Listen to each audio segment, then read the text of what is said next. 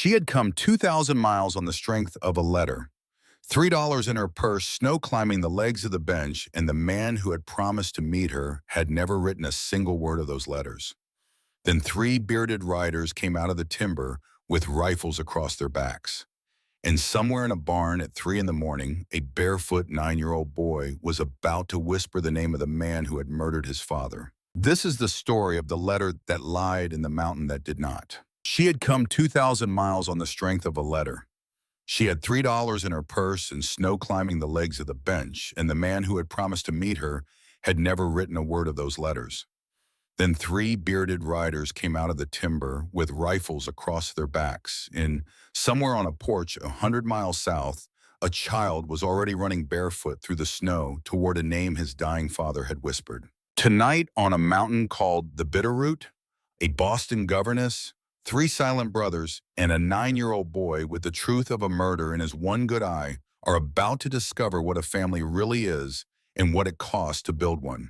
This is the story of the letter that lied and the mountain that did not. She stepped down from the stagecoach into snow that swallowed her thin leather boots to the ankle. The air bit her face. Her breath made small white clouds that the wind tore away before she could see them.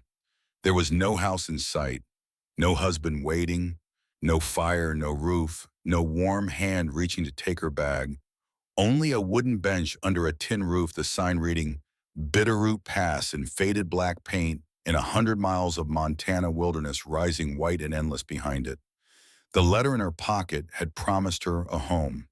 The letter she was beginning to understand had lied. The driver tipped his hat without meeting her eyes. He had looked at her too long during the last hour of the ride, and then not at all once they crossed the final ridge. He climbed back onto his seat, snapped the reins, and the stagecoach rolled away down the rutted track toward Helena, leaving behind the smell of horses and tobacco and a silence so complete it seemed to press against her ears. Lillian Ashford set her small leather valise on the bench. She straightened her travel dress, brushed the snow from her sleeves, and folded her hands in front of her the way her mother had taught her 20 years ago in a parlor in Boston that no longer existed. She would wait. He would come. The letter had said he would come. Before we go further into this story, friends, if you are new to this channel, please take a moment and tap subscribe. I bring you new frontier stories every week, stories of strong men and strong women carved against the wild edges of America. And tell me in the comments where you are listening from tonight. I want to know how far this tale travels into the dark. Now let us return to that bench and to the woman who did not yet know that her old life had ended an hour ago and her real life had not yet begun. 2 hours passed. The sun crawled lower behind the western peaks. The cold crept under her wool coat the way water creeps into a sinking boat, slow and patient and certain. She thought about her mother dead 12 years now, and about her father dead the same winter. She thought about the small attic room above the Whitcomb house in Boston, where she had slept for 6 years as a governess, teaching 3 children how to read Latin and play the pianoforte. She thought about the night the eldest Whitcomb son, married only the spring before, had come up the attic stairs with whiskey on his breath and his hand already reaching for her sleeve. She thought about how she had slapped him hard enough to leave a mark and how the mistress of the house had thrown her out the next morning with 2 weeks' wages and a letter of reference that praised her diligence and warned in carefully chosen words of her impertinence. She thought about the 3 months sleeping in a charity bed at the Methodist Mission.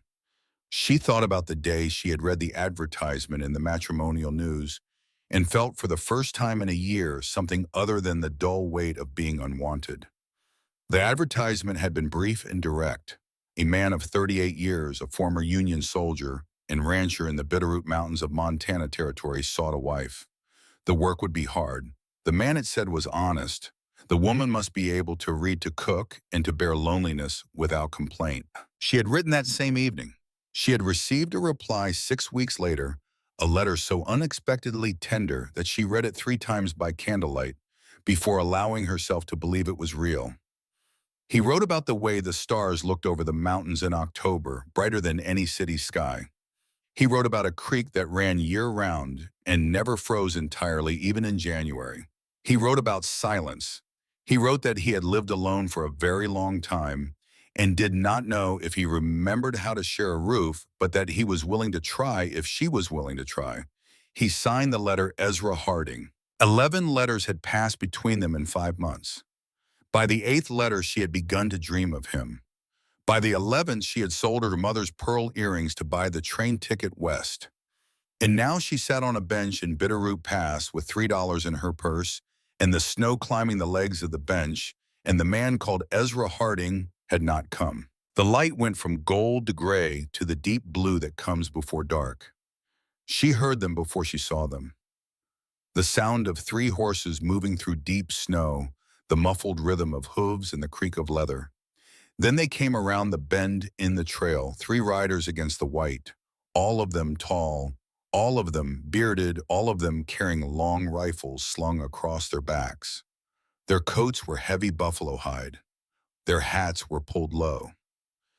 They might have been figures from a dream of older America riding out of a forest that had never known a road. The man in front rode a tall bay horse. He pulled up 20 feet from the bench and looked at her without expression. His eyes were the color of whiskey held to a candle. His beard was dark with frost in it. He did not greet her. He did not get down. He simply looked at her the way a hunter looks at a track he was not expecting to find. "Who are you?" he said. His voice was low and quiet and sounded as though it had not been used in a long time. "And what are you doing on this pass at sundown?" Lillian rose. Her legs trembled, but she made them carry her weight. She lifted her chin the way her mother had taught her, and she met the stranger's eyes. "My name is Lillian Ashford," she said. "I have come from Boston. I am betrothed to a Mr. Ezra Harding. I am to be his wife." The silence that followed went on so long, she thought perhaps she had not spoken at all. The man on the bay horse did not move. The man behind him, blonde-bearded with sharp, pale eyes, leaned forward in his saddle and stared at her as if she were a wolf that had walked into a circle of firelight. The third rider, the youngest, the one with a softer face and brown gold hair under his hat, went so pale she could see it even at 20 feet. "Show me the letter," said the man on the bay. She drew it from inside her coat. Her fingers were so stiff she nearly dropped it. The man swung down from the saddle in one motion and crossed the snow to her. He took the letter without touching her hand. He read it standing in the falling light, his jaw tightening line by line, until at last he looked up and she saw something in his eyes that was not anger and not tenderness, but something older and more wounded than either. He turned to the youngest rider. "Silas," he said. The single word carried the weight of a verdict. The young man swung down. He came forward into the snow with his hands open at his sides like a man approaching a horse he was not sure would let him touch it. "Brother," Silas said, "I can explain. You wrote this. I wrote it. You signed my name. I signed your name." The silence again. Then the man on the bay, the one called Ezra, turned back to Lillian. The frost in his beard had begun to melt and run down into the wool of his collar. He took off his hat. His hair was the color of chestnut bark, and there was gray in it at the temples that she had not been able to see from the saddle. When he spoke, his voice was different. It was not soft, it was something harder than softness. It was the voice of a man trying very carefully to tell the truth. "Miss Ashford," and he said, "I owe you an apology that I do not yet know how to make. I did not write those letters. I have never seen you before in my life. My brother has done a thing I cannot undo standing here in the snow. There is no wedding. There is no waiting husband. There is only my cabin 12 miles up that mountain and a stove that is probably almost cold by now and a long, hard truth I will give you tomorrow when you can sit by a fire to hear it." She did not cry. She had used up her crying months ago in the Methodist mission. She looked at this stranger, this tall man with whiskey eyes who had not chosen her and did not want her. And she felt something that was almost calm come over her, a calm that comes only when there is nothing left to lose. "I have $3, Mr. Harding," she said. "I have no family in Boston. I have no position to return to. I came 2,000 miles on the strength of a letter. I will not pretend that what your brother did is a small thing, but I will not stand on this pass and weep about it either. If you have a roof, I would be grateful for shelter tonight. Tomorrow we can speak of what comes next."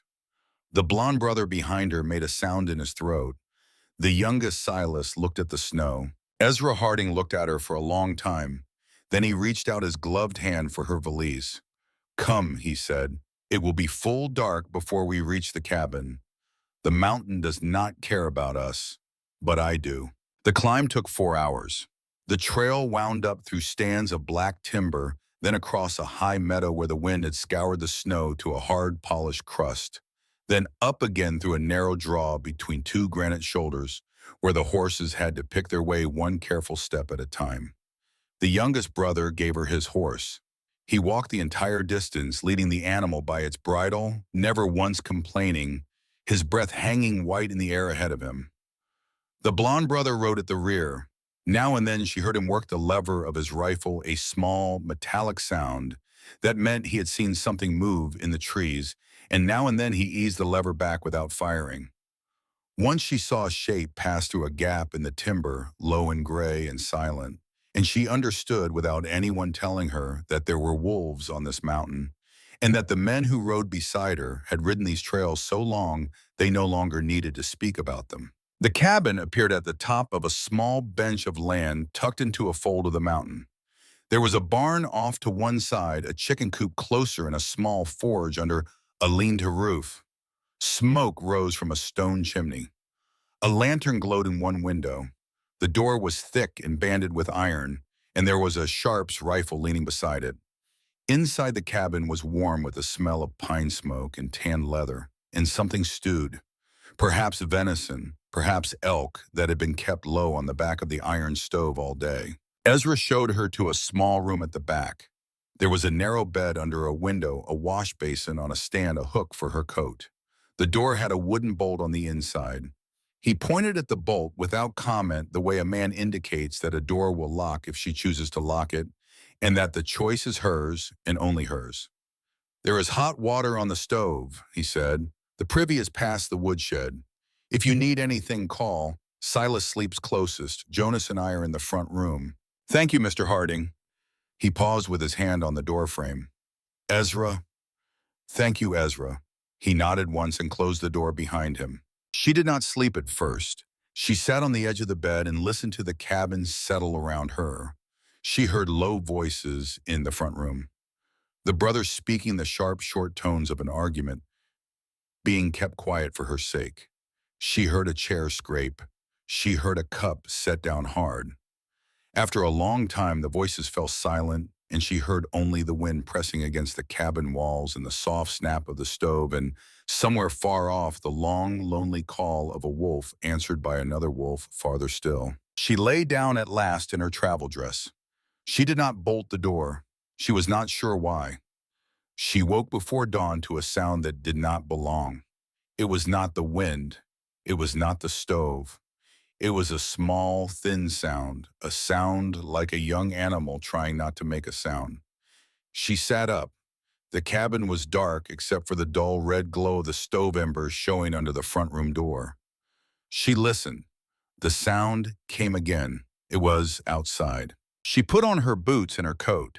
She slipped past the front room where the three brothers slept, two on bedrolls by the hearth, one in a narrow bed against the wall. None of them stirred. She lifted the iron latch slowly and slipped out into the cold. The barn stood 20 paces from the back of the cabin. The sound was coming from there. She crossed the snow with her hand cupped around the small lantern she had taken from the hook by the door, and she eased the barn door open just enough to slip inside. A horse blew softly in the dark. The smell of hay and animal warmth rose around her. She lifted the lantern. Behind the oat barrel, pressed into the corner where the wall met the manger, a child crouched with his arms wrapped around his knees and his eyes huge in the lantern light. He could not have been more than 9 years old. He wore no shoes. His shirt was torn at the shoulder. One of his eyes was swollen nearly shut. His lips were the color of slate. He looked at her the way a trapped rabbit looks at the hand that has just pulled it from the snare. She did not speak. She did not move quickly.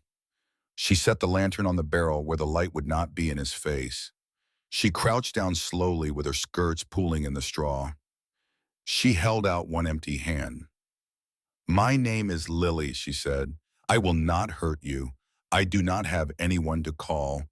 I am alone here the same as you. What is your name?" The boy's jaw worked. For a long moment, she thought he could not speak. Then he whispered a single word. "Eli." "Eli." She let the name settle between them. "How long have you been in this barn, Eli?" "Since dark." "How long since you have eaten?"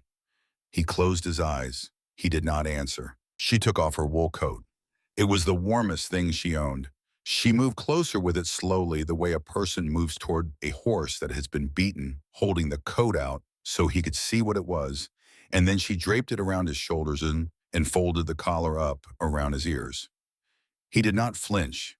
He did not thank her. He simply gathered the edges of the coat around himself with the desperate, certain grip of a child who has not been warm in a very long time. "I am going to call for the men in the cabin," she said. "They are good men. The tallest one is named Ezra. He will not let anyone hurt you. Do you understand?" The boy looked at her. His one good eye was the color of wet slate. "My papa told me," he whispered, "to find a man called Harding on the Bitterroot. He said the Hardings would know what to do." She felt the cold go through her, then deeper than the cold of the night. "Who is your papa, Eli?" "Daniel Voss. They killed him 4 days ago." She did not answer. She stood up slowly and went to the barn door, and she called out across the snow, low and clear, the name of the man she had known for 6 hours. "Ezra! Ezra, come quickly!" He came in his shirt sleeves with his rifle in one hand. Jonas was a step behind him. Silas at the back. The three of them filled the barn doorway, and then Ezra saw the boy and the woman crouched together in the lantern light, and something in his face changed in a way she would not understand for a very long time. He set the rifle against the wall. He came forward and went down on one knee in the straw at a careful distance from the boy. "Son," he said. His voice was the same voice she had heard on the past, the voice of a man trying to tell the truth carefully. "Son, you tell me your name." "Eli Voss." "Daniel's boy?" "Yes." "How did you come to my barn, Eli?" "My papa said the Hardings on the Bitterroot, so I walked." "From Broken Creek?" "Yes." "4 days?" "Yes." Ezra closed his eyes for one long beat. When he opened them again, he looked older than he had on the pass.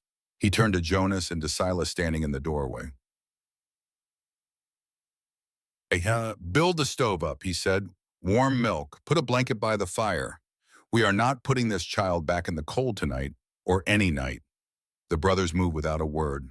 They sat at the kitchen table by the light of the iron stove, with the door of it open so the boy could see the flames. Lillian had wrapped him in a wool blanket and sat with one arm loose along the back of his chair, not touching him just there. Eli held a tin cup of warm milk in both hands and drank it slowly the way a starved animal drinks a small sip, and then a long pause, watching the room over the rim of the cup. Silas put a bowl of stew in front of him and stepped back. The boy looked at it and looked at Lillian, and she nodded, and he ate. When the bowl was empty, Ezra refilled the cup himself and sat down across the table. He folded his big calloused hands flat on the wood. The scar that ran from his right thumb up into his wrist caught the firelight. "Eli," he said, "when you can, I want you to tell me what happened to your papa. Every part of it. You take your time. You stop when you need to. There is no hurry tonight." The boy set his cup down. He was quiet for a long time. His one good eye was fixed on the fire. When he began to speak, his voice was the voice of a child trying to sound like a man, and the effort of it was harder to listen to than weeping would have been. "My papa held the lease on the Broken Creek bottom," he said. 11 years. He paid every spring. Last year there was a drought. He borrowed $40 from Mr. Doss to get through to harvest. He paid back 32 by November. Then in December, a man brought him a paper. The paper said he owed 460. The paper said if he did not pay the lease, transferred to Mr. Doss the first day of the next year. Jonas swore softly under his breath. Ezra did not move. My papa got a letter from a lawyer in Billings. The lawyer said the paper was not real, said the contract had been changed. My papa said he would take it to a judge, said he would not give the land up. The boy stopped. He looked down at his hands. Last Tuesday, 3 men rode into the yard. The one in front was tall and he had a long coat the color of slate. His name was Royce Malik. My papa was on the porch with the lawyer's letter in his hand. He told Malik he would not sign over the land. He told Malik he was going to a judge. The boy drew a breath. Lillian saw his small shoulders rise under the blanket. Malik shot him right there on the porch. He put the gun back in his coat and he told the other 2 men to go in the house and find the papers. I was behind the woodpile. I was 10 feet away. I saw it. I saw all of it. They did not see me. They rode north. I stayed with my papa until he was not breathing anymore. Then I started walking. The kitchen was very quiet. The fire popped once in the stove. Lillian, without thinking, laid her hand over the boy's small, thin hand on the table. He did not pull away. After a moment, he turned his hand over under hers and held on. He did not weep. He simply held on. Ezra Harding stood up from the table. He walked to the front window of the cabin and put both hands flat on the windowsill and looked out at the dark. His shoulders were as still as the granite shoulders of the mountain itself. Lillian watched the back of him and saw the thing that was happening to him, though she did not yet have words for it. Something was waking up in this man that had been sleeping a long time. Something was being asked of him that he had sworn 7 years ago he would never be asked again. "Jonas," he said without turning, "take the back room, make the bed for the boy. He is not sleeping in a barn." Jonas went without a word. "Silas, there is a kettle of water on the stove. The boy needs that I looked at. Do it gentle." Silas went. Ezra turned at last and looked at Lillian across the warm yellow space of the kitchen. "Miss Ashford," he said, "I want you to walk out on the porch with me a minute." She rose. She left her hand on Eli's a moment longer and squeezed once, and then she followed Ezra out into the cold. The porch wrapped along the front of the cabin. The night had gone clear. The sky over the Bitterroots was so thick with stars she had never seen anything like it, not in any book, not in any window in Boston. The wind had dropped. Their breath rose straight up. Ezra put his hands on the porch rail. He did not look at her at first. 7 years ago, he said, I rode out of a town called Cedar Bluff in pursuit of a man named Harlan Doss. I was a United States Marshal. I'd been a Marshal 3 years by then after I came home from the war. Doss had cheated 4 families out of their land and had a 5th one ready to fall. I had a warrant in my saddlebag and a young deputy at my side and a promise to my wife that I would be home in 10 days. He stopped. The stars made small white points in the corners of his eyes. I lost Doss in the high country. I came home in 21 days instead of 10. My wife had been dead 3 days when I got there. Typhoid. There was no one with her at the end. I rode the next morning with my badge in my saddlebag and my brothers behind me, and I came up this mountain. I have not been a marshal since. I have not been down to that valley except for supplies. I told the world I was done with it. He turned to her then. The whiskey eyes were very steady. That child in there is the son of a man named Daniel Voss. Daniel Voss is dead because Harlan Doss decided he should be. The man who pulled the trigger is a man named Royce Malik, who works for Doss and who has done this kind of work before. The boy is the only witness. By tomorrow noon, Doss will know that boy did not freeze in the woods because Doss does not believe in lucky endings. By tomorrow night, his men will be checking every farm and ranch in this valley. By next week, they will reach this mountain. Do you understand what I am saying to you, Miss Ashford? I understand, Wesson. You came up this pass tonight to be a wife. I cannot make you that. My brother did a foolish kind thing and I will be sorting it out with him for a long while. But I also cannot send you back down that mountain in the morning because the moment you walk into Dusty Creek and Malik sees a strange woman come out of these hills, he will know exactly where the boy is. You have walked Miss Ashford into a war you did not sign up for. What are you telling me, Ezra? I am telling you what is true. I am asking you nothing. I am giving you a choice that no man should have to give a woman he met 6 hours ago. You can stay until this is finished. There is a room with a bolt on the door. There is food and a stove and 3 of us who can hold a rifle. Or you can go in the morning and I will give you money for a ticket and I will pray to a God I have not spoken to in 7 years that Malik does not put it together. She was quiet a long moment. The stars over the Bitterroots wheeled slow. Ezra. Yes. Did your wife have a name? The question caught him sideways. She saw it land. He looked down at his hands on the porch rail. Anna, he said. Her name was Anna. Anna would not have wanted that boy left alone tonight either. He looked up on her. For the second time that night, his face did a thing she would not have words for until much later. He looked away again out at the dark line of the mountains, and when he spoke, his voice was very low.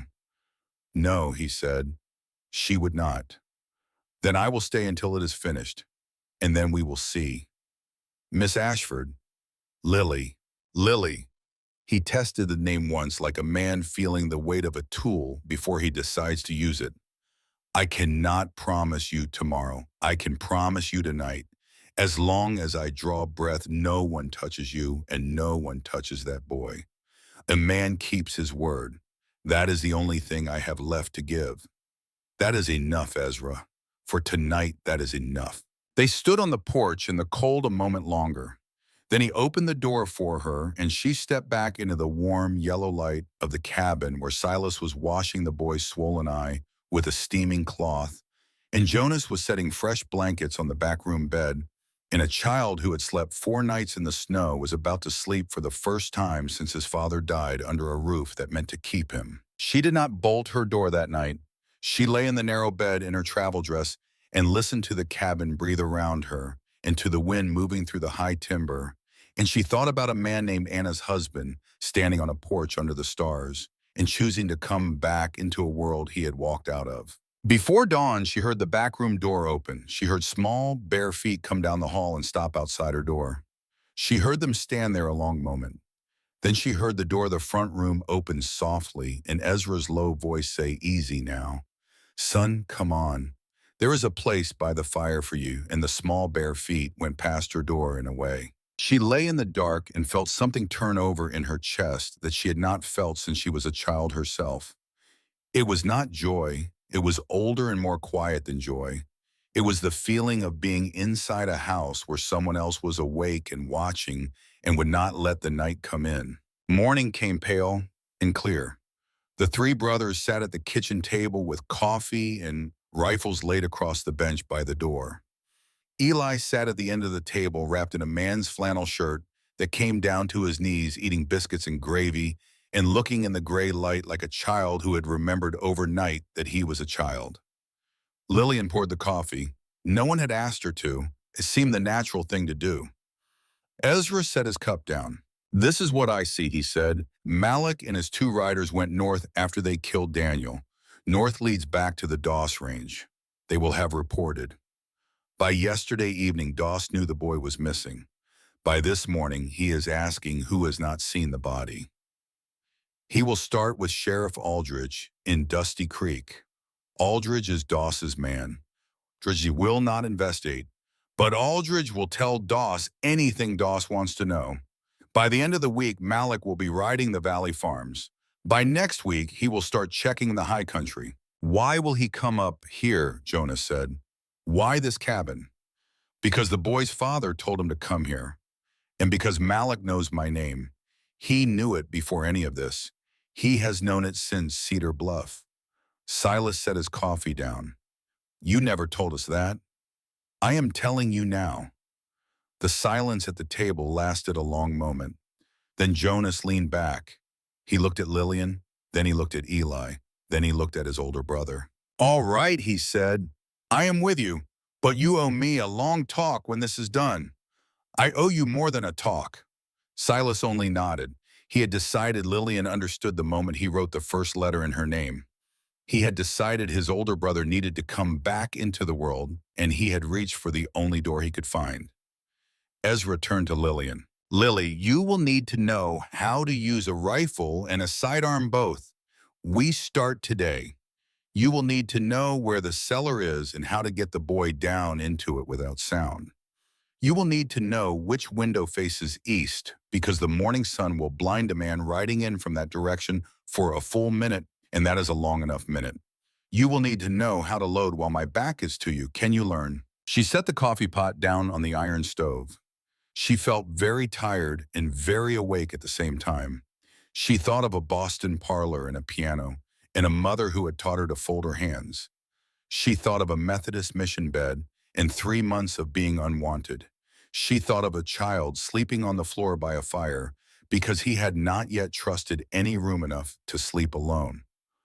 I can learn, Ezra. Show me. He looked at her across the kitchen. The amber gaze held hers a beat longer than necessary, and then he stood and reached for his coat. Then we start now.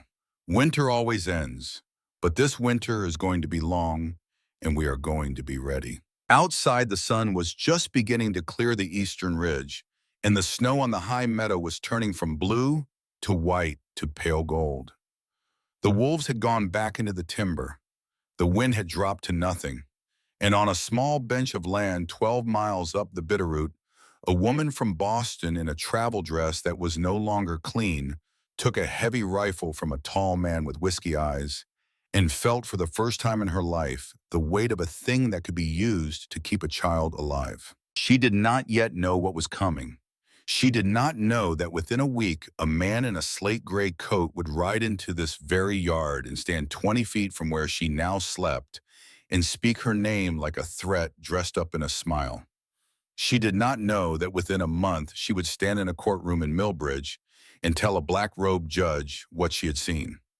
She did not know that within a year she would carry a child of her own in a cradle Ezra Harding would shape from Bitterroot pine with his own hands in a cabin that would no longer be the silent grave of a dead marshal, but the loud, warm heart of a family that had been built plank by plank and choice by choice out of the worst week of her life. She knew only this. She had stepped down from a stagecoach into a place that was not her home, and then a child had whispered a name in a barn at 3 a.m. And then a tall man with a scar on his hand had walked out onto a porch and said the words, "A man keeps his word." And somewhere in the long, cold quiet of that first night on the mountain, without anyone telling her, she had stopped being a woman waiting to be claimed and started being a woman who was already where she was supposed to be. The mountain did not care, but the man beside her did. And for now, in the first pale sunlight of her first morning on the Bitterroot, that was enough. The first lesson came that same morning. Ezra led her to a long, flat shelf of granite behind the woodshed where the snow had been swept away by wind and the rock made a natural firing line. He set 3 tin cans on a stump 40 paces off. He put the rifle into her hands, the way a man hands another man a tool, no ceremony, just the weight of the thing passed between them. The sharps is heavier than you are used to. Set the butt against your shoulder. Not the bone, the meat. The bone will bruise and you will start to flinch, and a flincher cannot hit the side of a barn. He stepped behind her. He did not touch her. He spoke over her right shoulder. Sight along the top of the barrel. Bring the front bead into the notch. Hold your breath at the bottom of the breath, not the top. Squeeze, do not pull. The rifle bucked hard against her shoulder. The first can did not move. The second shot took a chip out of the stump. The third sent the middle can spinning into the snow. She lowered the rifle. Her ears rang. Her shoulder ached. She felt for one strange moment more alive than she had felt in any of the 6 years she had spent in the Whitcomb house in Boston. Again, Ezra said. She fired again and again. By the time the sun stood overhead, all 3 cans had been knocked from the stump, and she could load the sharps in under 20 seconds without looking down at her hands. Ezra took the rifle from her. He cleaned it where they stood, a thing he did the way other men breathe, and he did not tell her she had done well. He only said, "Tomorrow we work the sidearm. The sidearm is for inside the cabin. The rifle is for the porch and beyond. It was the absence of praise that meant the most. He was speaking to her. She understood the way he spoke to his brothers, as a person who would carry weight. They settled into the shape of the days. Lillian cooked. She had been a city girl who knew how to read a French menu, but not how to keep a stove running through a Montana night. Silas taught her. He showed her how to bank the coals so the iron held warmth till morning, how to test a loaf by the sound of a knuckle on the crust, how to make cornbread without eggs when the chicken stopped laying in the cold. Her bread burned 3 times in the first week. The fourth came out the color of a saddle, and when Ezra cut a slice and ate it without comment and reached for a second, she felt the small, ridiculous pride of a woman who had laid stone in a wall. She learned to milk Bessie, the brown cow in the barn at dawn, her cheek pressed to the warm flank, her fingers cramping from the unfamiliar work. The first morning, she squirted half the milk onto her own boot. Silas, leaning on the stall door, did not laugh out loud, but his shoulders shook. By the end of the week, the bucket filled, clean and steady. She learned harder things too. Jonas brought down a young mule deer on the third day and gutted it in the snow behind the barn. He called her over. "If you live up here," he said, "you skin and you butcher. There is no shame in turning your face from it the first time. There is shame in not learning it the second." She did not turn her face, she watched. She held the hide back with both hands while he worked the knife, and the steam from the open carcass rose around her face in the cold. And she swallowed twice, but she did not look away. Jonas glanced at her once sideways with an expression she could not read. He went back to his work and said nothing. But that night at supper, he passed her the bread first, and she understood that something had been weighed and decided. She mended the boys' shirts by lantern light in the evenings. She found an old McGuffey reader on a shelf above the stove and began to teach Eli his letters at the kitchen table after the supper plates were cleared. The boy could already read a little. His mother had taught him before she died 2 winters before his father did. He spoke of his mother once and once only. Lillian did not press. She let the boy work his way through the simple sentences in the reader, his finger tracking each word, and she put her hand on his shoulder when he stumbled, and she lifted it away when he did not need it. He began to lean toward her just slightly when she sat down beside him. Not asking, just leaning. The 3 brothers settled around her into shape she came to know. Ezra was the still center of the cabin. He rose first every morning, and his boots on the plank floor were the sounds she came to wake to before the sun. He walked the perimeter of the home place at first light, rifle slung, reading the snow. He came back 8 without talking much and went out again to whatever needed doing. The woodpile, the fence on the south draw, the mare with the cracked hoof. When he came in at evening, his eyes always found her first, only for a moment, only long enough to confirm she was where she had been when he left. And then they went to Eli and then to his brothers. He did not smile often. When he did, it was small and it cost him something, and she found herself watching for it the way a person watches for a particular bird. Jonas was the watcher, tall, lean, fair-haired, with eyes the color of pale river ice. He spoke less than Ezra and missed nothing. He had ridden trap lines through these mountains since he was 16, and he could read a track in the snow the way a city man reads a newspaper. The first week he kept his distance from Lillian, polite but not warm, the kind of distance a man keeps from a thing he has not yet decided whether to trust. She did not push him. She poured his coffee the way he liked it, black with no sugar, and she did not speak to him before he had drunk half of it, and one morning at the end of the second week, he came in from his line and laid a small bundle on the kitchen table without a word. She unfolded the leather. Inside lay the white winter pelt of an Arctic fox, soft as cloud, and a small skinning knife with a horn handle sized for a woman's hand. He did not look at her while she touched the fur. He drank his coffee at the window. After a long moment, he said, "The fur is for a collar. The knife is for a man at your throat. You learn to keep one in your apron pocket, and you do not take it out. Until you do." Then he set down his cup and went back outside. She did not see him for the rest of the morning. Silas was the youngest and the openest. Brown gold hair always falling in his eyes, hands always working at something, an iron hinge, a leather strap, a saddle horn. that needed rewrapping. He had been 12 when their parents died of cholera in a wagon train outside Fort Laramie. Ezra had taken charge of him and Jonas after that until the war called him east in '61, and Silas wore the gratitude of those early years the way other men wore a coat. He was the one who came and sat with Eli when the boy woke in the night from the dream he had every night, the one where the porch in the slate gray coat returned.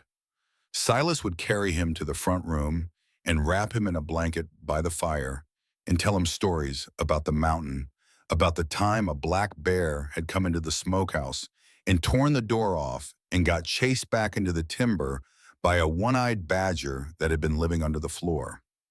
The boy would smile in his sleep at last, and Silas would carry him back to bed, and he would not mention it in the morning.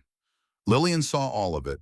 She said nothing. She simply made sure there was always a fresh pot of coffee for Silas at first light, and that the stove was warm and that he knew without being told that she had seen. Of all the things she had imagined in the long train ride west, she had not imagined this. A house with 3 men in it who did not raise their voices. A boy who slept against her shoulder when he fell asleep at the table over his letters. A morning routine. A place at a kitchen table that was hers and that no one had to tell her was hers because by the 3rd day, Jonas had moved his rifle to the other end of the bench to make room for her cup. The first close moment came at the end of the 2nd week. Ezra came in from a long day in the South Timber. He had been splitting rails for the new corral, and the cold had worked into his sleeves and into the bones of his hands. His beard was crusted with frost. He stamped the snow off his boots in the doorway. Lillian was at the stove. She had not heard him come in until he was already standing 2 steps inside the room. She turned with a clean, dry towel in her hand. He looked at her. She looked at him. She crossed the kitchen and held the towel out. He took it. Their hands touched. It was nothing the brush of fingers across his piece of cloth, and it was everything, the kind of nothing the body remembers for years. He did not move for a long beat. Neither did she. The stove ticked. The snow shifted on the roof above them. Outside in the dusk, a single owl began its long, slow call and stopped. Lily, he said. Just her name. Ezra. Eli has been laughing again. Did you notice? I noticed. He laughed at supper last night when Silas told him about the badger. He has not laughed since he came here. I know. He swallowed. The amber gaze held hers a moment longer. Then he stepped back and rubbed the towel slowly down the side of his face, and the moment was gone, and the kitchen was just a kitchen again, and a married man's apology for a stillness that had lasted too long was contained in the soft single word he said next. Good night, Lily. Good night, Ezra. She did not sleep well that night. She lay in the narrow bed with her hand pressed flat to her own collarbone, as if to hold something in place that had begun to shift. She did not fully understand what was happening to her. She only knew that for the first time since her mother had died, when she closed her eyes, she did not see the gray attic ceiling of a Boston house. She saw the line of Ezra Harding's shoulders against a winter window, and she felt safe. The trip down to Dusty Creek came 2 days later. Ezra had not been in the town in nearly 2 years. He saddled the bay before dawn. Jonas wanted to ride with him. Ezra refused. If both of us are gone, the cabin has only Silas, and Silas alone is not enough if Malik rides in. I go alone. I am back by dark. He went into Sheriff Frank Aldridge's office at 9 in the morning and laid out in plain words what Eli had seen on the porch at Broken Creek. Aldridge sat behind his desk.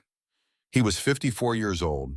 He had been sheriff of Milestone County for 9 years, and Ezra had known him for most of that time. The man did not look up while Ezra spoke. He picked up a pencil and turned it between his fingers and put it down. You bring me the boy, Aldridge said when Ezra was done. In writing, sign, so I can verify. So you can tell Doss who he is. Aldridge did look up then. The look held a long moment. Neither man blinked.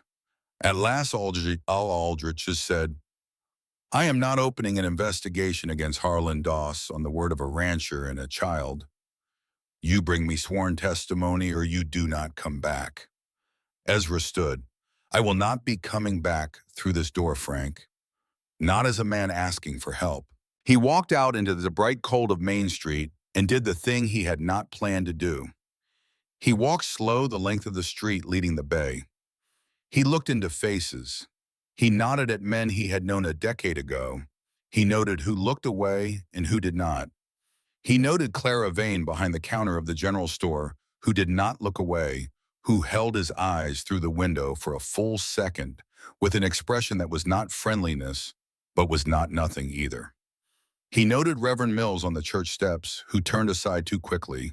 He noted two men outside the feed store whose conversation stopped when he passed and did not start again until he was 20 paces beyond. This town knew. That was what the slow walk told him. They had known about Daniel Voss before the ground over the man had settled, and they had arranged their faces around the knowing the way frightened people do. He hitched the bay outside Vane's general store, and he went in. Clara Vane was alone at the counter. She did not greet him. She set down the jar of preserves she had been shelving and waited. She was a woman in her late 40s with a strong, square face and eyes that had been counting the cost of something for several days. Mrs. Vane. Mr. Harding. You knew Daniel Voss. Her hand stilled on the counter. Well enough that when the news came, I closed the store at noon and went home and could not eat my supper. He left a boy. I know he did. The boy is on my mountain. Clara Vane closed her eyes one beat. When she opened them, something in her face had set. What do you need from me, Mr. Harding? I need to know whether there are 5 people in this town who would write what they know, sign their names to it, and put those signatures into the hand of a federal marshal when he gets here. She was quiet a long moment. There are more than 5. There may be 20. But they have been afraid for a long time, and they will need a reason that is bigger than fear to make them speak. The boy is the reason, and there is a clerk named Raymond Tuttle who has been carrying papers in his head for years. I am told he might be ready to lay them down. He is. My husband heard him say so at the church social 2 winters ago. Walter has carried that conversation in his pocket every day since. Then I need to speak with Raymond Tuttle. He is in his office until 5. Go in the back way. Do not go in the front. Half this street watches the front door of the courthouse the way half this street watches everything. She paused. Mr. Harding. Yes, ma'am. My husband and I will come up your mountain when you ask. You ask, and we come. Ezra took his hat off. He did not often do that inside a store. He held it in front of him a moment, and he said quietly, Thank you, Mrs. Vane. He went out the back. He found Raymond Tuttle in the small clerk's office behind the courthouse, a precise, narrow-shouldered man of 57 with ink-stained fingers and the worn, careful look of a man who had been holding his breath for years. Ezra laid it out. Tuttle did not speak for a long time. He put his hands flat on the desk between them, and he looked at them. 2 weeks before he died, Tuttle said Daniel Voss came in here with a letter from a Billings lawyer. He asked me to pull the file on his lease. I pulled it. He stood right there where you are standing, and he laid the original document beside the amended one, and he saw it. He saw what had been done to him. He looked at me, and he said, Mr. Tuttle, these are not the same paper. And I told him, Mr. Voss, I can only file what is brought to me. And he went out that door, and that was the last time I saw him alive. Tuttle drew a long breath. I have walked past that door every day since, and I have wished I had said a different sentence. You can say it now, swear. I can pull every DOS filing for the last 5 years. I can lay them side by side. I can show a federal man in plain language how a contract was rewritten and how a man's land was taken on the strength of a piece of paper that his hand had never agreed to. I can do that. And after I do that, I will lose this office. You will not lose it. The county board can be replaced. The county sheriff can be replaced. The man who tells the truth in the right ear at the right hour cannot be replaced. You stay in this office, Raymond. You become the man who saved it. Raymond Tuttle nodded slowly, once, the smallest gesture, the largest. When the marshal comes, he said, I will be ready. Ezra rode home through the long, blue afternoon. He pushed the bay hard. He reached the cabin an hour after sundown, and he saw Lily on the porch with the rifle across her arms before he had even cleared the trees, and he understood that she had stood there since the light began to fail, watching the trail. She did not run to him. She lowered the rifle. She set it inside the door. She brought him a tin cup of hot coffee on the porch. The mountain wind moved her hair against her cheek. She stood at the rail beside him and did not speak. "Tuttle is in," he said at last. "Clara Vane is in, too. Her husband is in. There will be more. I am glad." "Lily, yes, I do not know how to do this with you here." "Do what, Ezra?" "This, any of it. I had a way of being alone. I knew the shape of it. I knew where my hands belonged. With you in this house, I do not know where my hands belong anymore." She did not turn to look at him. She kept her eyes on the dark line of the mountains. "They belong wherever you decide they belong," she said. "But not before you decide. I can wait, Ezra. I have been waiting one way or another since I was 16. I would rather wait for the right thing than rush to the wrong one." He was quiet for a long moment. Then he set his cup on the rail and he reached out slow and careful, and he laid one big, calloused hand over hers where it rested on the wood. He did not lift her hand. He did not turn it. He simply covered it. The warmth of his palm went through the back of her hand and up the bone of her wrist and into the long, slow deep of her where nothing had been warm in many years. They stood that way a long while.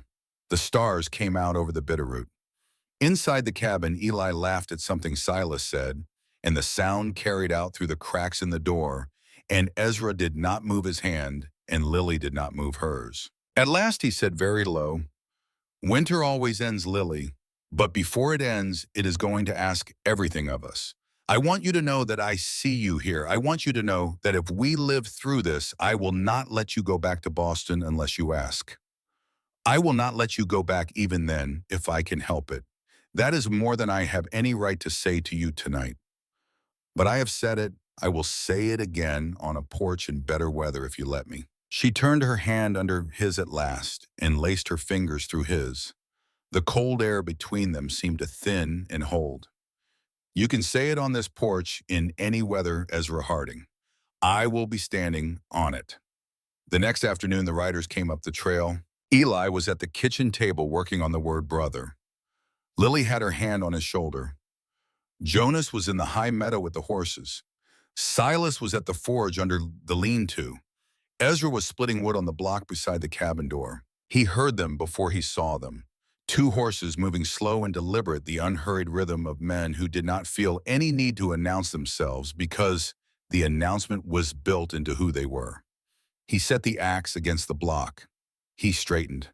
He moved without hurrying so that the rifle by the door was at his right hand and the open ground in front of the cabin was at his front. "Lily," he said through the door low, "take the boy, Cellar, now. Do not come up until I call your name."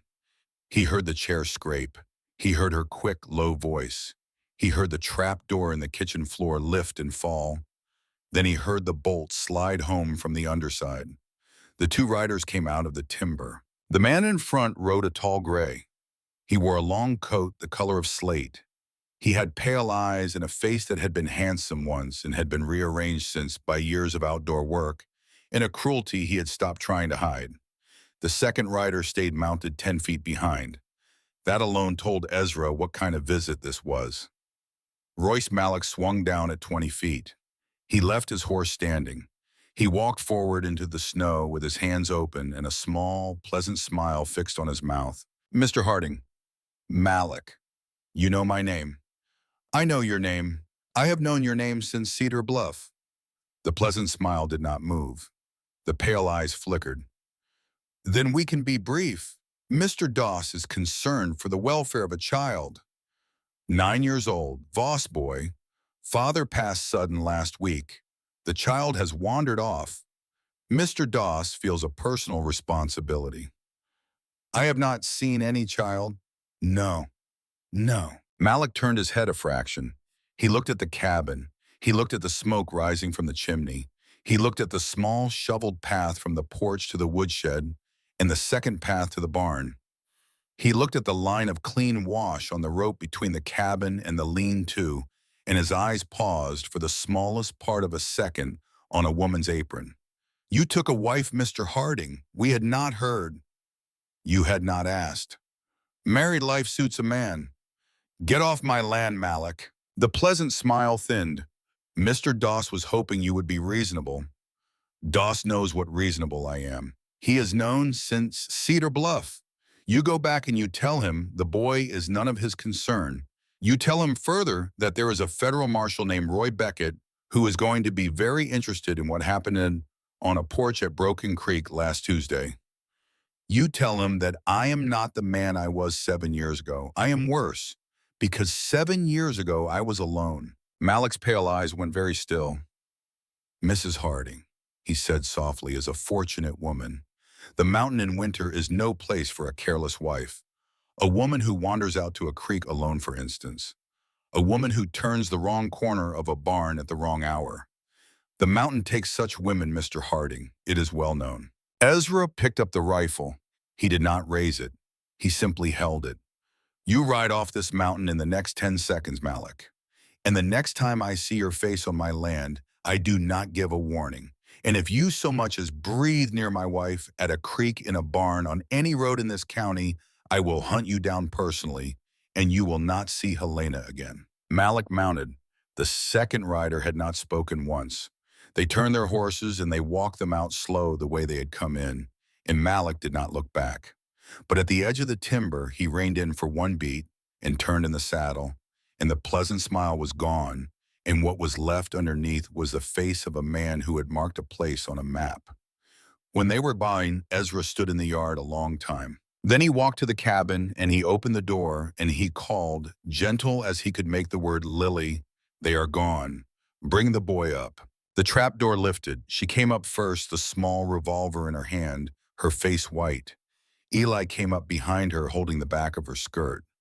Ezra knelt down in the kitchen, and he opened his arms, and the boy crossed the floor without hesitating and walked into them and put his face against the shoulder of a man he had known 11 days, and Ezra Harding closed his eyes and held him.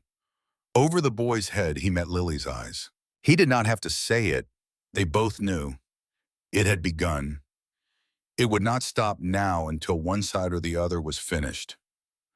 That night, after Eli was asleep and Silas had taken the first watch on the porch and Jonas was cleaning his rifle in the kitchen, Ezra and Lily stood together at the back window of the cabin and looked down through the dark trees toward the valley they could not see. "Lily." "Yes." "There is something I want to ask you, not because of him, because of us." "Ask." He was quiet a moment. Then he said it. "Will you stand up with me in front of Reverend Mills on this mountain before the week is out and be my wife in name? Not for love yet. I will not ask you for love yet. For protection. So that the law of this country stands between you and any man who tries to use you to reach me. So that whatever comes, you have the name of a woman this country has decided to defend." She did not answer at once. She turned from the window. She looked up into his face, into the eyes that had watched her across a kitchen table for 11 mornings now. "Ezra Harding," she said, "I will stand up with you, not only for the protection, also for the choosing, because I would rather be choosing you than waiting for the world to give me anything else." He let out a breath he had not known he was holding. "Then we send word to Mills tomorrow." Tomorrow. He raised one hand slow and laid the back of his fingers against her cheek for one beat. Just that. Then he stepped back and he picked up his coat and he went out to relieve Silas on the porch, and Lily stood at the window with her hand pressed against the cheek he had touched. Outside, the snow began to fall again. Over the bitterroot, soft and steady, covering the tracks Royce Malik had left in the yard, covering the chopping block and the woodpile, and the low roof of the barn covering every hard edge of the world they had built together over 11 days, until everything beyond the window was white and gentle and deceptively at peace. But inside the cabin, 4 people who had been 4 strangers 11 days before sat under one roof and ate from one stove and watched out for one another through the long blue night, and a thing that was older than marriage and older than law had begun to form between them. They had become without anyone naming it a family. And by morning, Reverend Mills would be on the trail up the mountain, and a quiet wedding would be set for the end of the week, and the long, hard winter the mountain had promised would begin in earnest. Reverend Mills came up the mountain on a borrowed mule 3 days later. He was a small, spare man with white hair and a black coat that had seen too many winters, and he climbed down stiff-legged in the cabin yard and looked around the homestead with the practiced eye of a man who had married couples in barns and on riverbanks and once on the deck of a steamship. He nodded at Ezra. He nodded at the brothers. He looked at Lily standing in the cabin doorway in the one good dress she had brought from Boston, the navy blue traveling dress, brushed clean and pressed flat with a smoothing iron heated on the stove, and he removed his hat. "Miss Ashford," he said, "I rode up here under the impression that a woman of Boston was being forced into something. I have known Ezra Harding 15 years. I came to make sure. Will you walk with me 1 minute around the cabin?" She walked with him. He asked her, gentle and direct, whether she stood in the snow of her own free will. She said yes. He asked her whether she understood she was marrying a widower and a man who had not been to a Sunday service in 7 years. She said yes. He asked her whether she had any people she wanted notified. She said no. There was no one left to tell. They came back around to the porch. Reverend Mills set his Bible on the porch rail, and he put his hat back on. "Mr. Harding, we will do this here in the open air on the ground you have built with these mountains for our cathedral. Stand where you are." Miss Ashford, take his right hand. She put her small hand into Ezra's large one. The whiskey eyes held hers. The wind had dropped. The pines around the homestead were heavy with snow, silent as a hell breath. Jonas stood to one side with his rifle slung across his back. Silas stood to the other with both hands folded in front of him, like a boy at a school recital. Eli stood between them, holding the hem of Lily's coat in his small fist. The words went the way the words always go: to have, to hold, from this day forward, for better, for worse, in sickness and in health, to love, to cherish. When the Reverend asked the question, Ezra Harding did not hesitate. The amber gaze did not move from hers. "I do." When Lillian answered, her voice did not shake. "I do." The Reverend said the small, final words. Then he closed the book and looked at Ezra over the top of his spectacles. "You may kiss your bride, Mr. Harding." Ezra leaned down. He did not gather her into his arms. He laid one hand very gently along her jaw, and he kissed her once on the forehead, slow and careful and respectful, the kiss of a man who was marking a beginning and not claiming a prize. When he straightened, his eyes were wet. He did not pretend otherwise. Eli let go of Lily's coat. He stepped forward. He put his small hand on Ezra's leg, and he tipped his head back, and he looked up at the tall man, and he said the word he had not said since the porch at Broken Creek. Ezra Harding, who had not wept in 7 years, knelt down in the snow and took the boy against his chest and held him, and his shoulders shook once and were still. Lily put her hand on top of his head. Silas turned away to wipe his face. Jonas looked off at the mountains and pretended he had heard a sound in the timber. Reverend Mills closed the Bible and tucked it inside his coat and gave them all the dignity of his silence. That evening they ate venison and cornbread and dried apple pie that Clara Vane had sent up the mountain with the Reverend wrapped in a flour sack with a note in her clear schoolteacher hand. The note said only, "From the women of Dusty Creek who could not come up the mountain today, but who stand with you." Lily read the note twice, and then she folded it carefully into the front of her Bible, and she did not say anything because she could not. When the supper plates were cleared, Reverend and Mills bedded down in the loft. The brothers took their watches as they had taken them every night for 11 nights. Lily withdrew to her small back room and closed the door. She did not bolt it. Ezra slept on a bedroll on the front room floor by the stove, the way he had slept since the boy came. Neither of them came across the hall that night. There would be time. The wedding had been a beginning of one thing. The harder thing was still to be earned. 2 days later, the riders came again. This time it was Harlan Doss himself. He came up the mountain at noon with 4 men behind him. He was 60 years old. He wore a long camel hair coat and beaver-lined gloves. He sat his horse the way men sit horses when they have not been told no in 20 years. Ezra was at the porch rail before they cleared the timber. Jonas was at the upper window of the cabin with the sharps. Silas was behind the woodpile to the south with a second rifle. Lily was in the kitchen with the small revolver in her apron pocket, and Eli already in the cellar with the trap door bolted from beneath. Doss did not dismount. "Mr. Harding, Mr. Doss, I had hoped we would not need to meet. We do not." Doss smiled. The smile was the smile of a man who had practiced friendliness so long that he had stopped knowing which of his own expressions were real. "I am told you have taken a wife. Congratulations. And I am told there is a child in your house, a child of unfortunate circumstance. I am here to relieve you of a burden." "There is no burden under this roof, Mr. Doss. I am prepared to be generous. The boy is a minor with no living kin. I will see him fed, schooled, given a future. In return, I am prepared to forget that you have spent the last week riding to Dusty Creek and speaking to people you should not be speaking to. Your timber contract for the spring season would be renewed at a favorable rate. Your wife, who I have not yet had the pleasure, would be assured of safe travel anywhere in this county for as long as she lives in it." Ezra did not move from the porch rail. "Mr. Doss," he said, his voice was very quiet.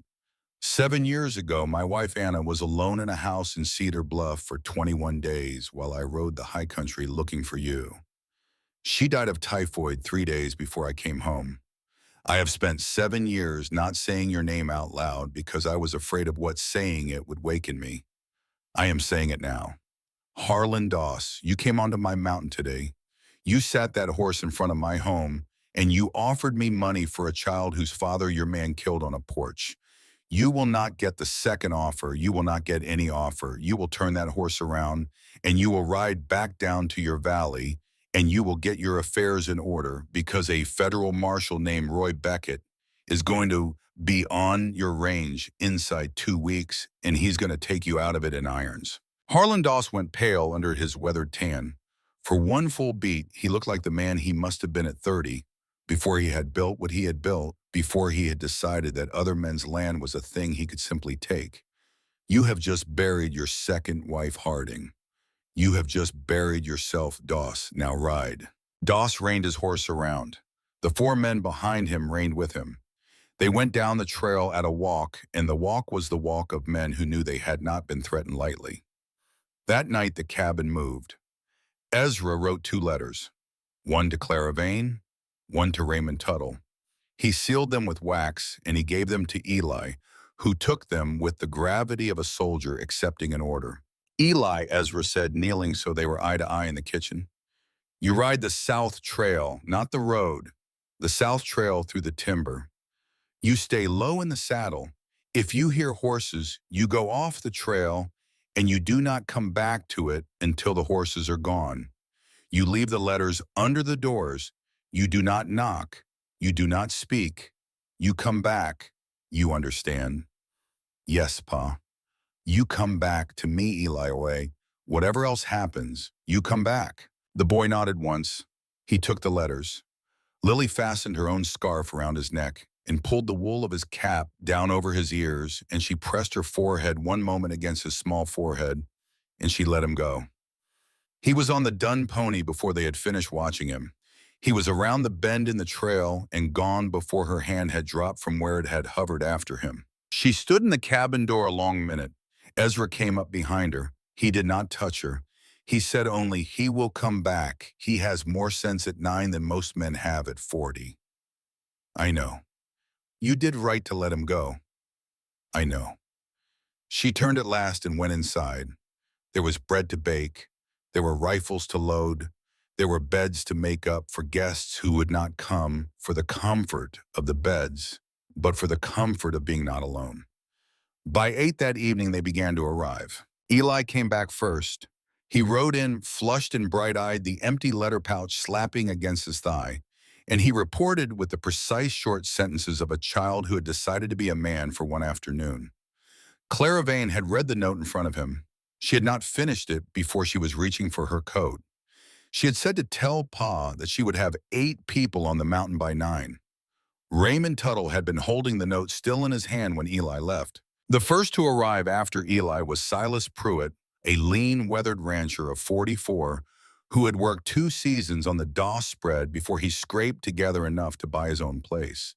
He stood in the cabin doorway with his hat in his hand, and he looked at Ezra and he said, "I saw things on Doss Range I have not spoken of in 5 years. I am ready to speak now." Walter and Clara Vane came next on a heavy farm wagon, Walter with the lines and Clara with her account book in her lap. Then 3 families from the south end of the valley, the Carrows, the Pitti, the McAleers, hard-worn men with their wives and 1 or 2 grown sons.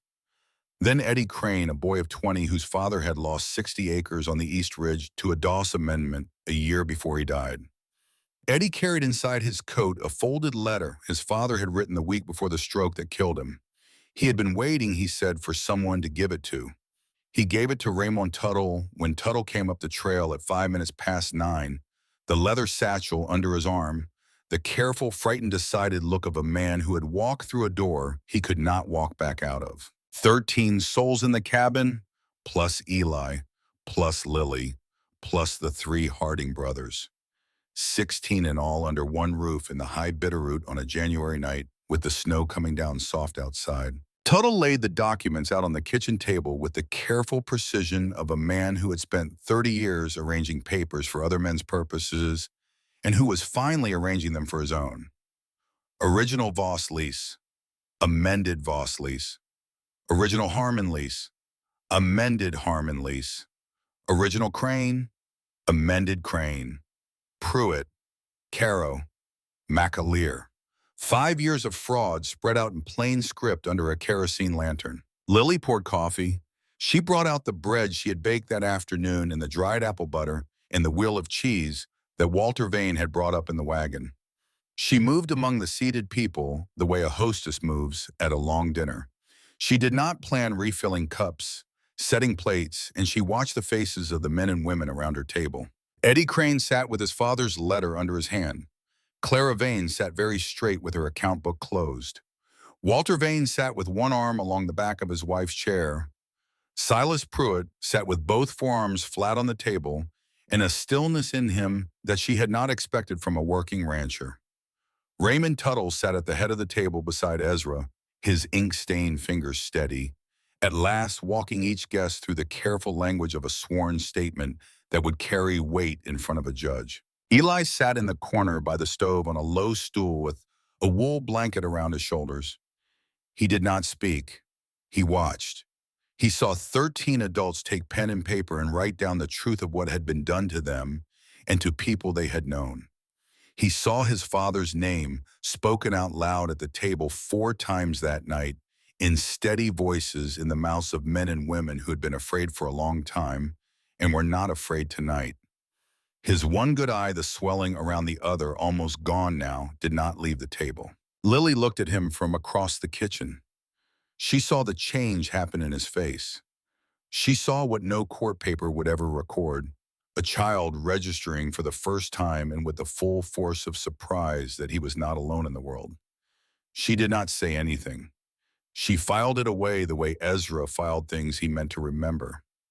It was Clara Vane who finally raised her voice into the warm, crowded air of the kitchen. "Mr. Harding," she said, "what do we do next?" Ezra put both hands flat on the table. The scar on his right hand caught the lantern light. "We hold this house tonight," he said. "We hold it because Doss will know within the hour that 13 people from his valley rode up to the Bitterroot, and he will not let that stand. There will be men on this trail before midnight. They will come with rope, and they will come with torches, and they will come because they believe they can frighten us back into the silence we have all chosen to live in for too long." He looked around the table. "I will not ask any of you to stand on the porch when they come. I will ask only that you stay inside this cabin and that you keep writing and that you trust that what you have already signed has already been duplicated and is already on its way to Helena. Pete Colson wrote out 2 days ago with the second set of copies. Whatever they burn here tonight, They cannot burn what is already in another man's hand 100 miles from this mountain. Raymond Tuttle nodded. I sent a third set to a colleague in Missoula yesterday morning. The record exists in 3 places now. It cannot be undone. A long, quiet moment. Then Silas Pruitt spoke. His voice was low and sure. Mr. Harding, I will be on the porch when they come. I have been waiting 5 years for the chance. Walter Vane said, I will stand with you, Ezra. Eddie Crane stood up. The boy was 20 and he had buried his father a year ago, and he had carried a letter inside his coat for all the months between, and he stood up at the kitchen table and he said, My father could not stand. I will stand for him. One by one, the Caro son. The McAleer father. 2 more. By the time the kitchen had settled, 6 men of Dusty Creek had said they would walk out onto the porch of the Harding cabin when the riders came up the trail. It was 11 minutes past 11 when they came. Ezra heard the horses first. He held up one open hand. The kitchen went silent the way only a room full of people who have prepared together can go silent. Lily slipped Eli down through the trap door into the cellar and bolted it from below, this time her own small revolver in her apron pocket.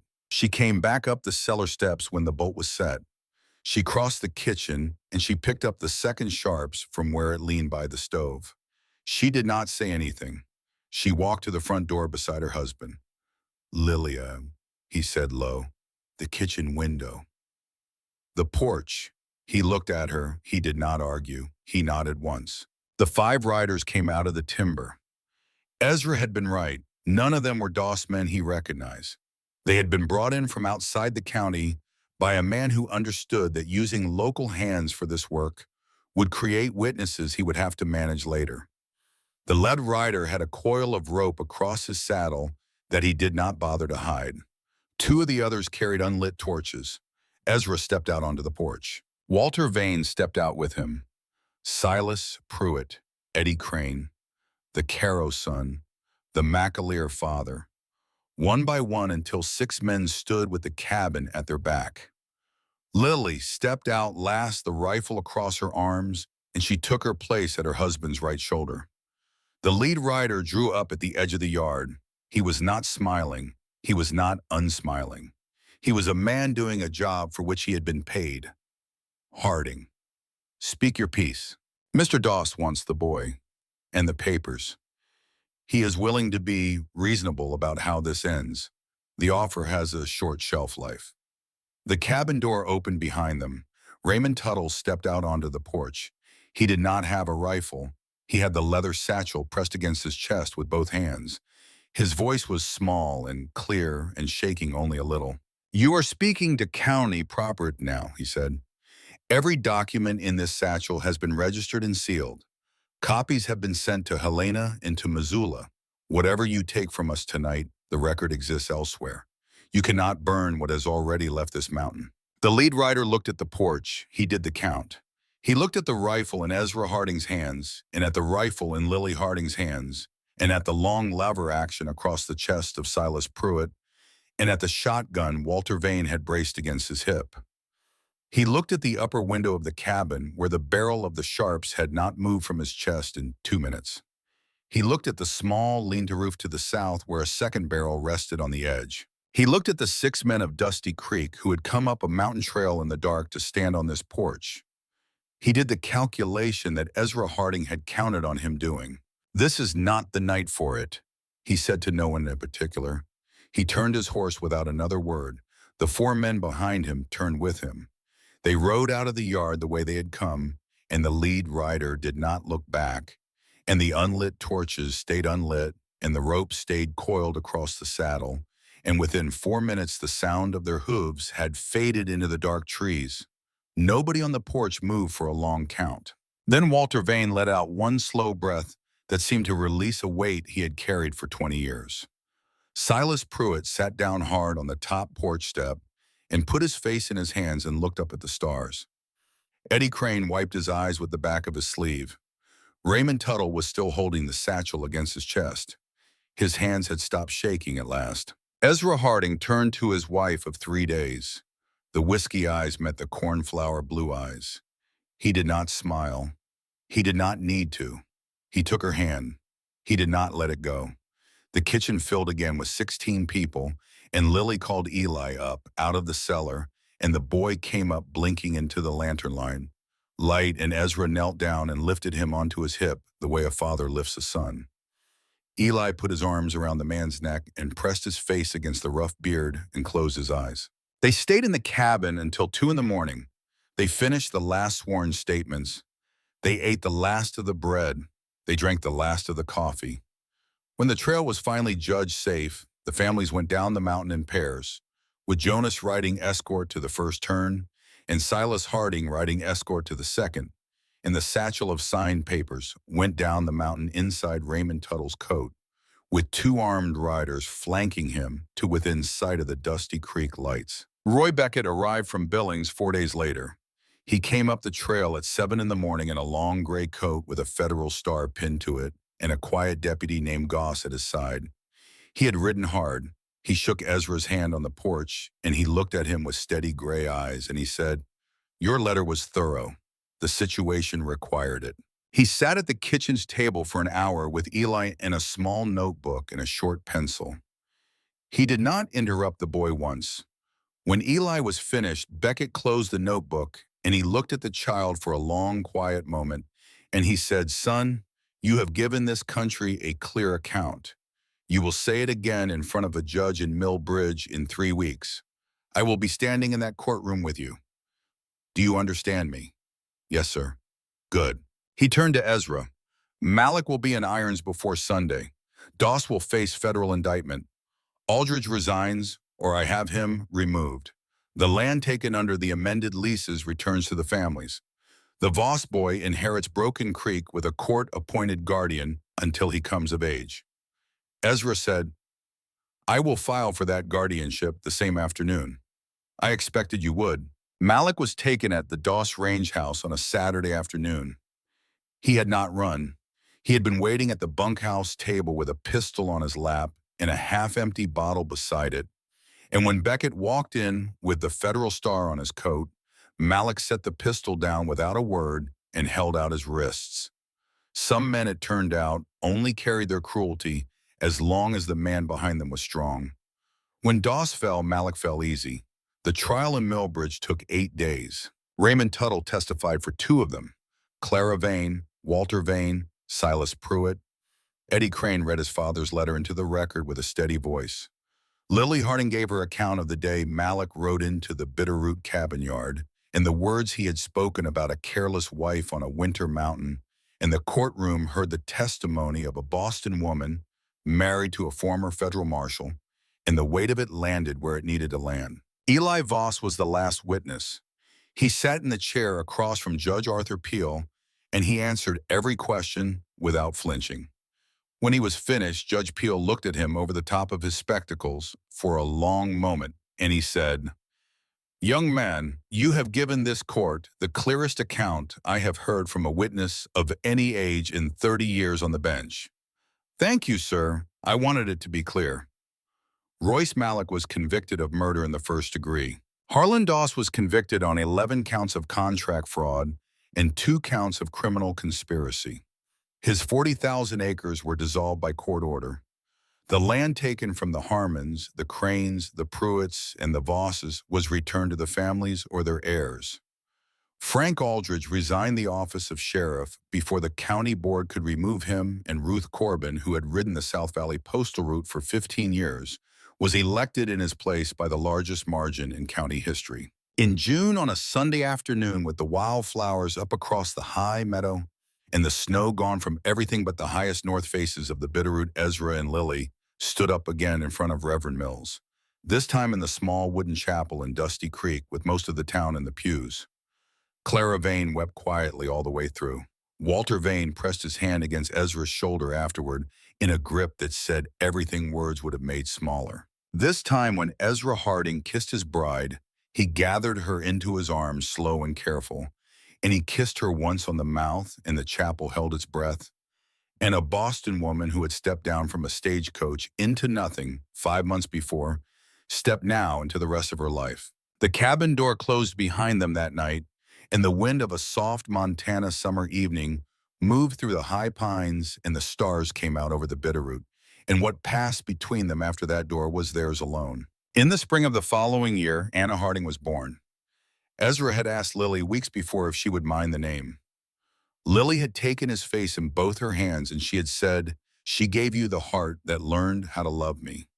She should have her name spoken in this house." In 1880, Daniel Harding was born and named for the man on the porch at Broken Creek. By then, Eli was 14 and tall already, and beginning to ride down to the Broken Creek place on weekends with Ezra to walk the fence lines of the land that would be his when he came of age. In 1882, Eli began to build a small cabin of his own on the bottom land where his father's house had stood. Ezra rode down with him on Saturdays, and they raised the walls together, and on the day they set the ridgepole, Ezra put his hand on the boy's shoulder, and he said, "Your father would be proud of what you are building, Eli." The boy did not answer with words. He only nodded, and they went back to work. He married a Pruitt daughter in the autumn of 1888 in the same chapel where Ezra and Lily had stood 13 years earlier. And by the spring of 1890, his first son was crawling across the porch boards of the Broken Creek place. The boy would be named Samuel after a great uncle on his mother's side, and when he took his first steps, it was Eli's hands he stepped into, and Eli would tell his own son the story of a porch and a woodpile and a cold walk through the snow and a man on the Bitterroot who had taken him in, and the telling of it would not break him, because by then the telling had become part of what he was. Jonas Harding married a school teacher from Helena in the autumn of 1883. They had 3 children of their own and a small homestead of their own a mile down the ridge from the original cabin. Silas never married. He stayed on at the home cabin as the beloved uncle of every child born into the family. He would live to be 84 years old, and in years far from this autumn afternoon, he would be buried on the Bitterroot under a stone Eli would carve with his own hands.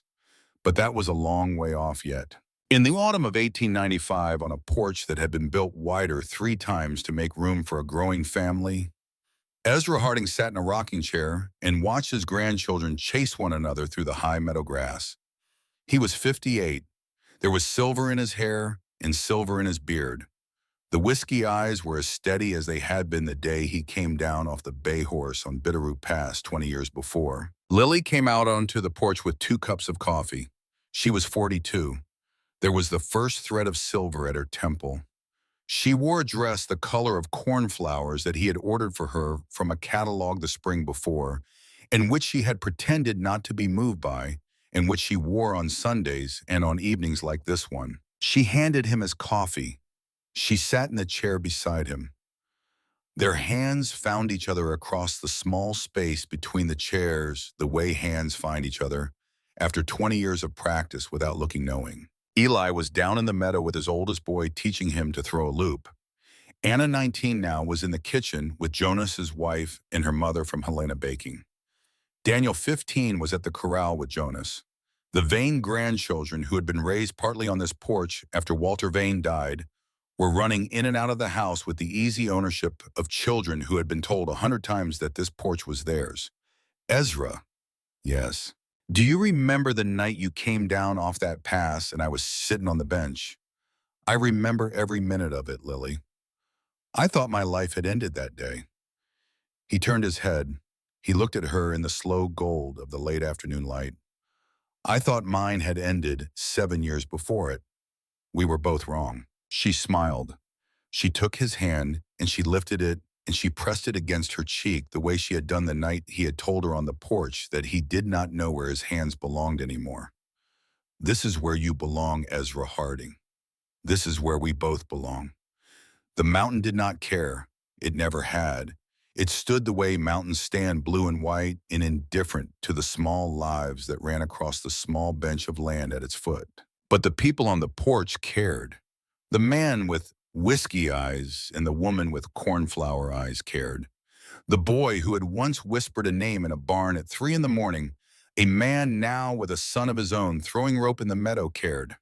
The brothers who had stood on either side of a porch on the night of torches, one of them with 3 children of his own, one of them still the white-haired uncle of every child in the meadow, cared. A letter had lied 20 years before. A mountain had not. And on a long porch under a sky going from gold to amber to the deep blue that comes before stars, a family that had been built plank by plank and choice by choice out of the worst week of a young woman's life, sat together in the soft evening, and the wind moved through the pianos, and somewhere down in the timber, a single owl began its long, slow call and was answered, and Ezra Harding closed his eyes a moment and listened, and Lily Harding rested her head against his shoulder.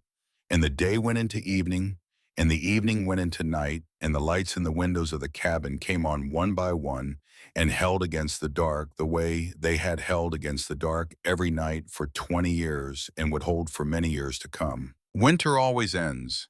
The mountain does not care, but we do. A man keeps his word. We built this with our own hands. This is where you belong. You are home now.